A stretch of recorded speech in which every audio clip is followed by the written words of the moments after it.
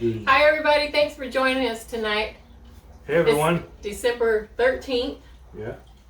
So happy December 13th. It's getting close to Christmas. Christmas is coming up. You can see Rhonda decorated. It's all Christmassy. I had to decorate for my own sanity, quite frankly. Holidays are a little bit difficult for me. Yeah. And so Raj and my sister Renee decided they were going to gang up on me and tell me you need to decorate. Yep. And I got to tell you, it made me feel better. Make it Christmas in here. Yeah, we made it Christmas in here. So we're not going to do Christmas songs today. We're going to do some other songs, but next week our plan is to do Christmas songs. So how long has it been since we've recorded? It's been 3 weeks, right? I think it has been 3 weeks. Yeah, it's been a long time. And yeah. this, I know I'm always complaining, but who else am I going to complain to besides Rhonda? She's tired of it. But I wasn't prepared for that, my little surgery, and then to be down for this long. And man, that thing just, it whooped me. And every week we're thinking, oh, maybe we can do it this week, and it just wasn't doable. So, but we said this morning, we're going to do it today. We're going to record some songs, and we're excited to do it again. Yeah, absolutely. It's so nice to be back. It's going to be a little rough, but but we have a little bit here and there. Even though we didn't record, we've been kind of working on a couple of Christmas songs. So I look forward to doing that, hopefully next week. Yeah. And so, but a couple of things I want to point out here, and only because they're funny. I don't have any kind of great message or anything. I just got a couple of funny stories just to tell you what Rhonda puts up with. And so, you know, I know everybody's had probably seen it on Facebook, but I'm going to tell the story anyway. Because, first of all, a couple of days ago, no, it was last week, I almost died. You don't know this, but I'm going to tell you about it. But first, before I tell you about that, I want to go back and tell you about when I was in the hospital and I almost died. I got nothing else to talk about. We don't go anywhere. We're just here. So everything I want to talk about is they might be tired of listening to all this probably, you almost died business. I got nothing else. It's like, okay, so first, before I tell you about this most recently almost dying, I'm going to go back to the first time I pulled this I'm about to die business.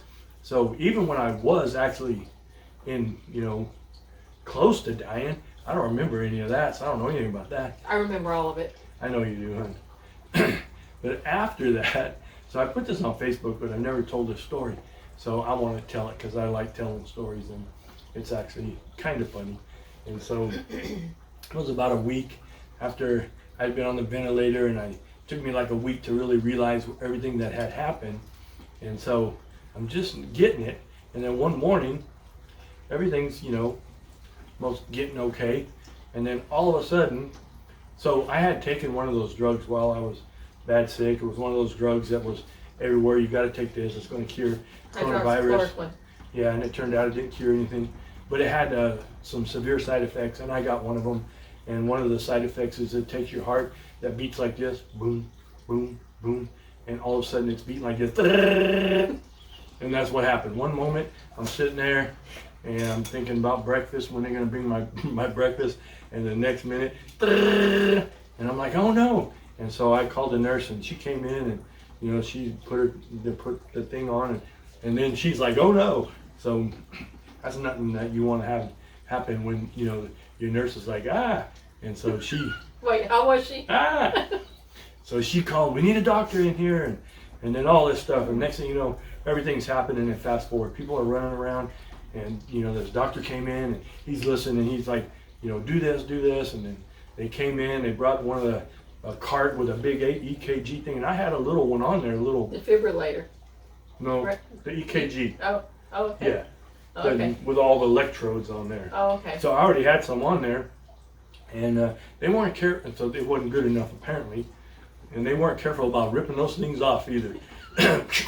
He's got a hairy chest. I do, and I was They pull those things off, and they start trying to stick all these other ones on, and all in it. And this is not something you want to see, is these people that take care of you all in a panic. And so they put those things everywhere, even on my feet. And then this doctor came in. So they had called for a doctor, and this doctor came in. I had never seen this guy before. He wasn't my doctor, and I don't know where they found him. But I look at him, and he's the doctor, and they said, well, the doctor's here. He looked kind of crazy. And so I look at him like, that's a doctor?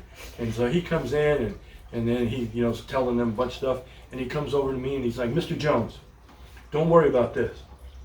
Here's what we're going to do. We're going to inject a drug into your IV, and it's going to stop your heart. And your heart won't beat for about 10 seconds. But then when it restarts, it'll start back normal. And I'm trying to process this like, wait, my heart's going to stop?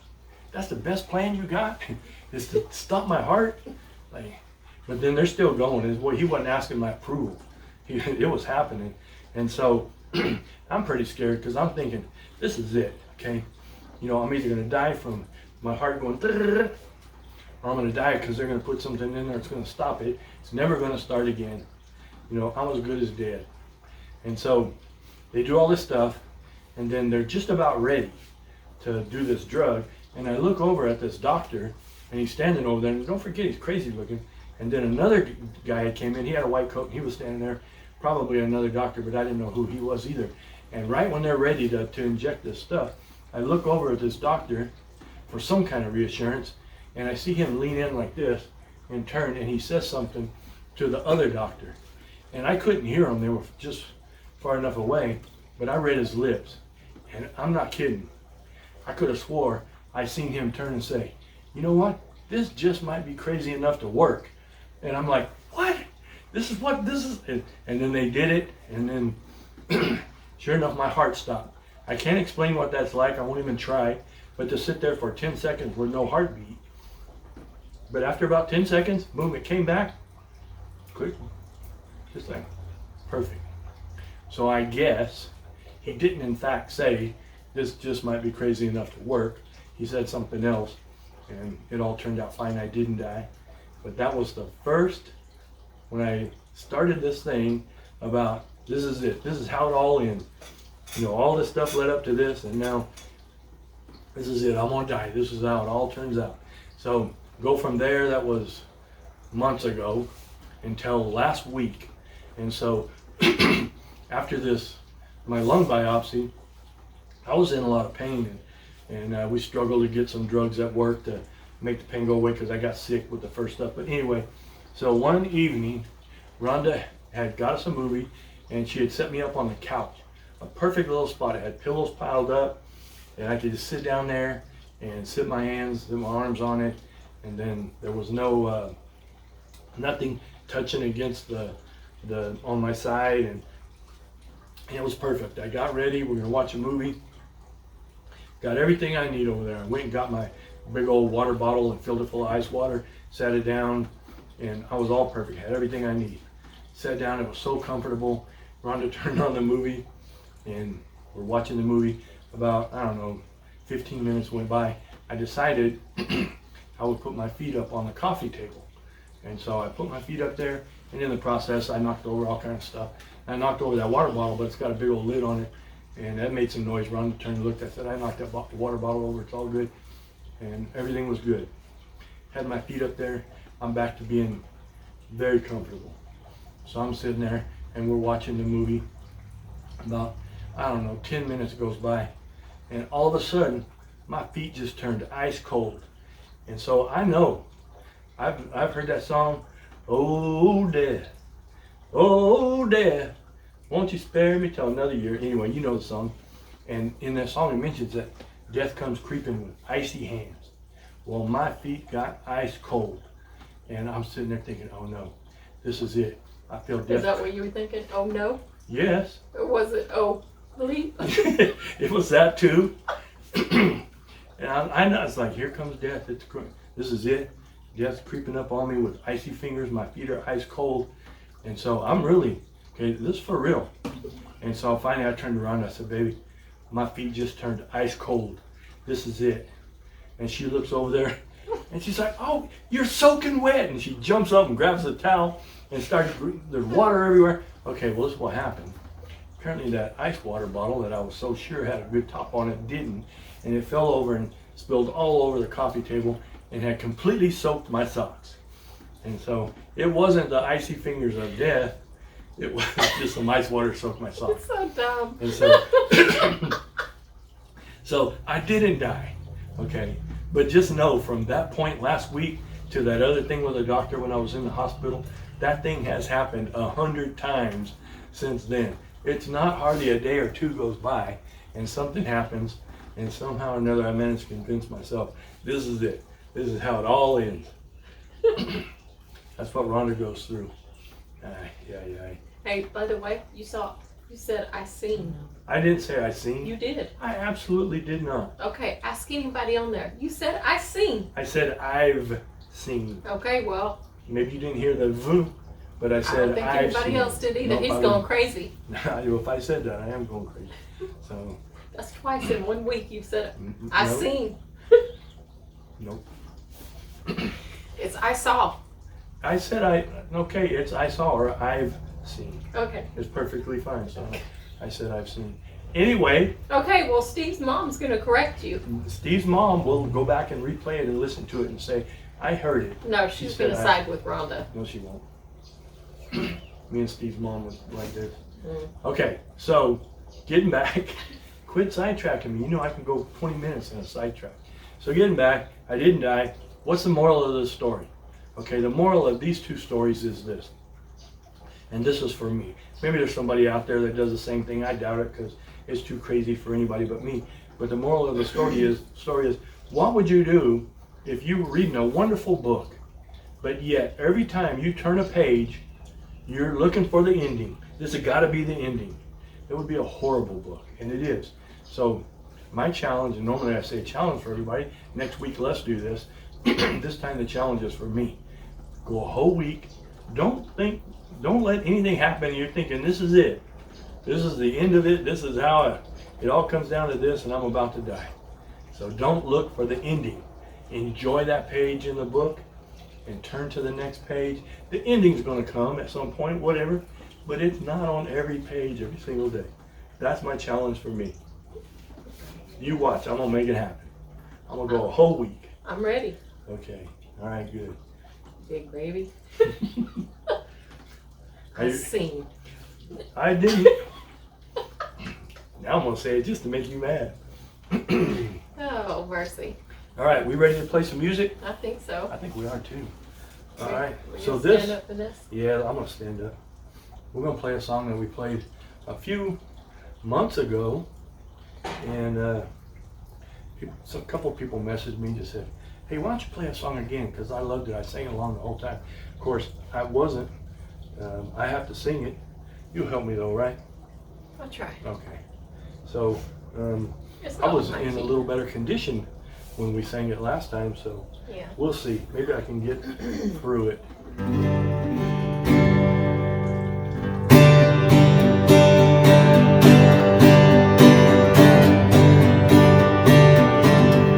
I wandered so aimless, life filled with sin.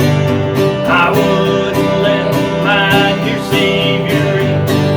Then Jesus came like a stranger in the night. Praise the Lord, I saw the light.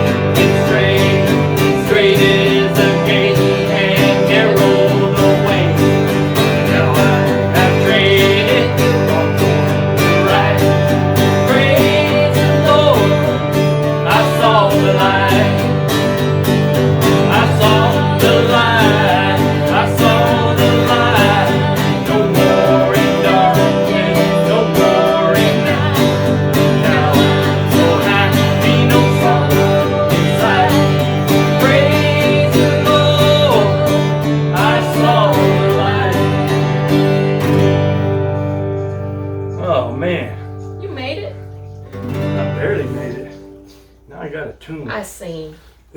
I seen the light. Oh, I seen the light. I knew you. I should have known.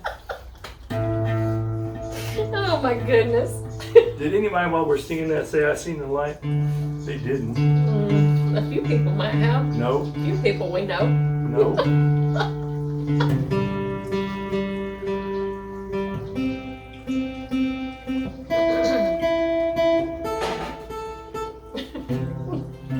Nope.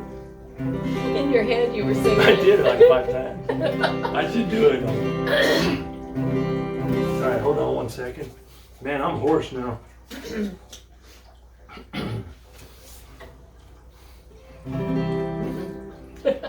Hold on. Who am I that the highest King has welcomed me? I was lost, but He brought me in. Oh, His love for me. Oh, His love for me. Who the sun sets free. Oh, it's free indeed. I'm a child of God. Yes, I am. In my Father's house, there's a place for me. I'm a child of God. Yes, I am. Free at last, He has ransomed me. His grace runs deep. While I was a slave to sin, Jesus died for me. Yes, He died for me. Who the sun sets free. Oh, it's free indeed. I'm a child of God. Yes, I am. In my Father's house, there's a place for me. I'm a child of God. Yes, I am. I am chosen, not forsaken. I am who you say I am. You are for me, not against me. I am who you say I am. I am chosen, not forsaken. I am who you say I am. You are for me, not against me. I am who you say I am. I am who you say I am. Who the sun sets free. Oh, it's free indeed. I'm a child of God. Yes, I am. In my Father's house, there's a place for me. I'm a child of God. Yes, I am. In my Father's house, there's a place for me. I'm a child of God. Yes, I am.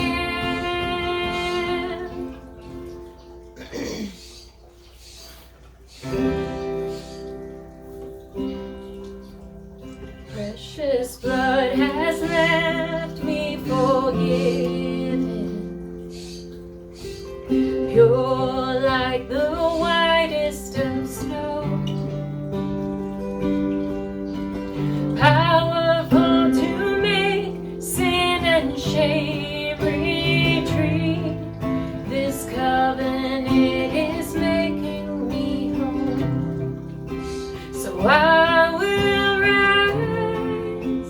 and lift my head. For by his mercy my life was spared. The highest name has set me free. Because of Jesus, my heart is clean.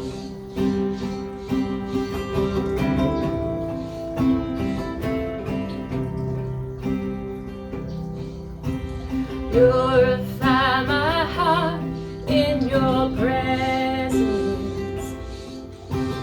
Teach me to discover the joy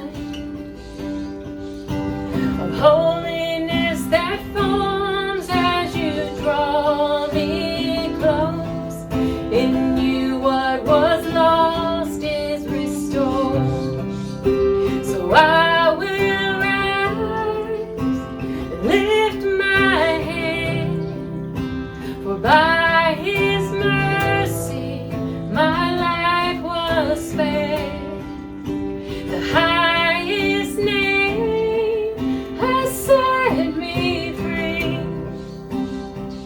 Because of Jesus, my heart is clean. So I will rise and lift my head, for by his mercy my life was spared. The highest name has set me free. Because of Jesus, my heart is clean. Because of Jesus, my heart is clean.